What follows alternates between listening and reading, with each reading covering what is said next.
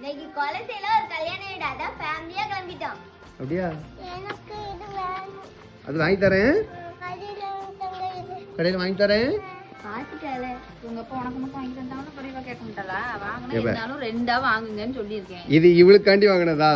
நம்ம ஆன்லைன்ல ஒரு பிசினஸ் பண்ணோன்னு வாங்கணும். அது இப்படி ஊத்திக்கிட்டோன்னு யாருக்கு தெரியும்? பரவாயில்ல, இருக்கட்டும். நீ போட்டுக்க. வேற எதுவும் இல்லை. நீங்க ரெண்டான்னு சொல்றது எதுக்குன்னா 3ஆ வாங்கி தாங்கன்னு சொல்லுவா உங்க அம்மா உடனே.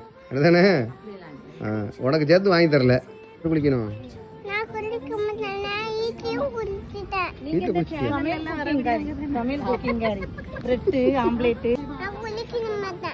ஏமா ஒரே ஒருக்கா குளியா?